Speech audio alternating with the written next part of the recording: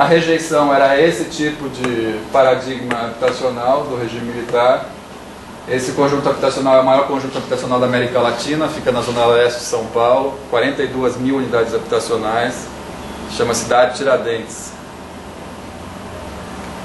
E a Erundina começa a implodir alguns desses conjuntos habitacionais. Não sei se todo mundo sabe, a gente sempre fala de Pretty Eagle, né, que é a data que o Jenkins define a passagem para o pós-modernismo, mas é fantástica a história da Erundina demolindo os conjuntos que a Coab tinha feito em Carapicuíba nessa época, né, que eram feitos com uma tecnologia de mistura de cimento com gesso aplicado sobre tela, né, eu não vou saber o nome técnico disso, né. Assim, a habitação popular sempre foi um campo experimental para as construtoras tentarem fazer tudo o que queriam e usavam de cobaia para baratear os custos, né.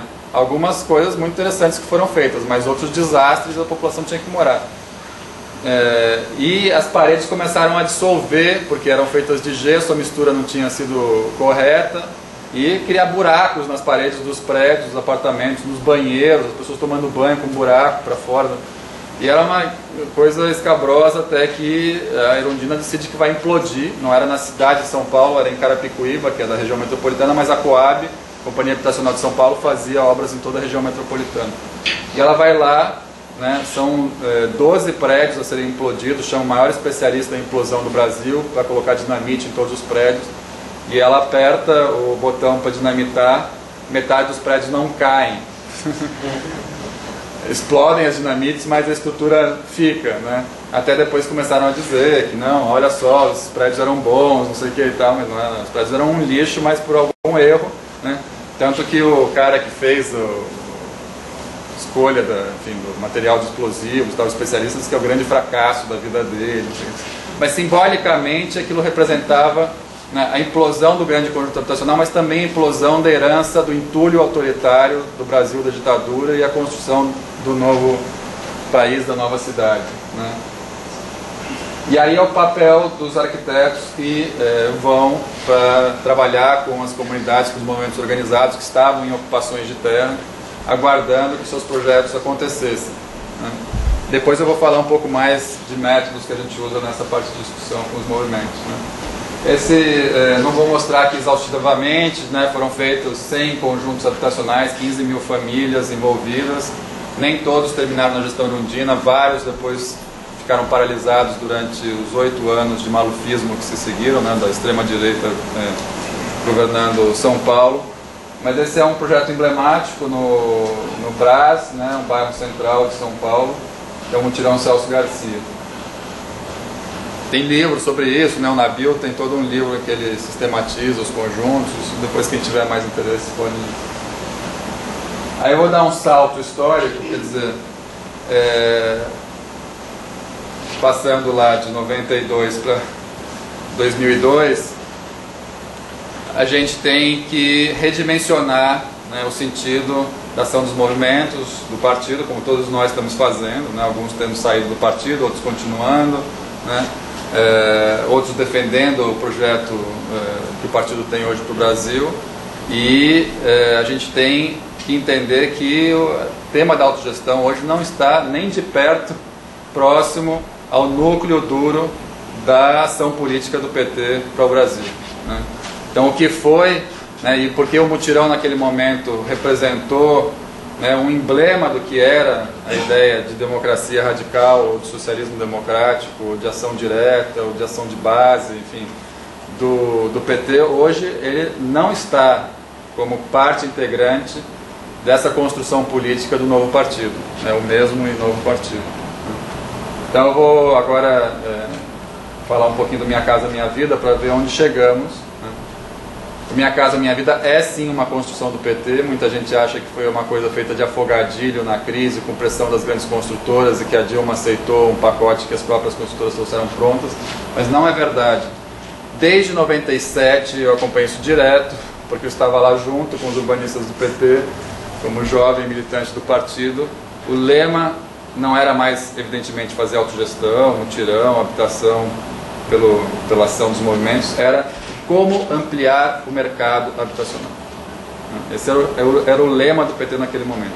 Ampliar o mercado. a solução da habitação no Brasil só se dará pela ação do mercado, né? Como acabar com o déficit, que fundos públicos, quanto de dinheiro a gente precisa. Então o PT começou a fazer cálculos, né? Naquele momento tem o projeto Moradia, que é feito pelo Instituto da Cidadania, que é o instituto que o Lula e o PT tinham criado para fazer o programa de governo quando ele chegasse à presidência, né? E basicamente o programa Moradia é um cálculo de fundos, né? Então o cara-chave do programa Moradia não é a Raquel Ronick, não é a Hermínia Maricato, não é o Nabil, é um cara chamado André, né? Que trabalhava no conselho gestor do FGTS, que entendia como abrir a chave do cofre para dar um banho de dinheiro no mercado imobiliário e tentar atacar o déficit habitacional, né? Nesse momento são chamados também consultores chilenos, que vão trazer o modelo do Chile de oferta privada e subsídio à demanda, que é o modelo que o Banco Mundial implantou no Chile, depois implantou no México, e vocês vão ver que é o que chegou ao Brasil, né? Inclusive quem começou a fazer isso aqui no Brasil não foi o PT, foram os tucanos, né? Na Companhia de Habitação do Estado de São Paulo e depois com o Programa de Arrendamento Residencial, com o Fernando Henrique. Então, o PT já tinha uma visão pragmática de que o seu projeto político era combater o déficit, né? A gente não precisa nem entrar em uma longa discussão aqui no campo mais teórico, crítico, enfim, a ideia de que é possível acabar com o déficit habitacional numa sociedade capitalista desigual como a brasileira, né, é altamente discutível, porque se for para acabar o déficit, vai ser em que condições, de que forma, com quais protagonistas, a favor do quê, né? Então o desastre que nós estamos vendo da dominância das empresas, né, do modo de operação das empresas, né, na resolução de um problema social, né, e público, que é a cidade, que é a habitação, é uma questão que precisaria ter sido mais bem resolvida pelos urbanistas do PT naquele momento, né? Então monta-se aí o Ministério das Cidades. Primeiros 2 anos do Ministério são anos de arranjo institucional, né, de montar o sistema financeiro habitacional, os fundos, o conselho, as conferências, montar a própria estrutura do Ministério, né, que trata então da questão da habitação, da mobilidade urbana, do saneamento, do desenvolvimento urbano de forma integrada. Então, não há dúvida que a construção institucional do Ministério é um grande avanço para as políticas urbanas, só que a questão é que o instrumento sozinho não subsiste, né? Quais são os conteúdos, quais são os sentidos que são dados para a política que vai ser feita lá. Não foi depois de 2005, quando cai o Olívio e companhia, que, né, a história oficial diz que 2005 virou tudo para a direita. Não é verdade, né? De 2003 a 2005, o PT injetou dinheiro no mercado imobiliário como, né, nenhum governo anterior, desde a redemocratização, tinha injetado, né? Dinheiro do SBPE, dinheiro do FGTS, redução dos juros para o crédito a longo prazo, apoio à lei de alienação fiduciária, que permite a retirada do mutuário rapidamente no caso de inadimplência. Enfim, essa forma de alimentar o mercado imobiliário já estava dentro do projeto do PT mesmo, né?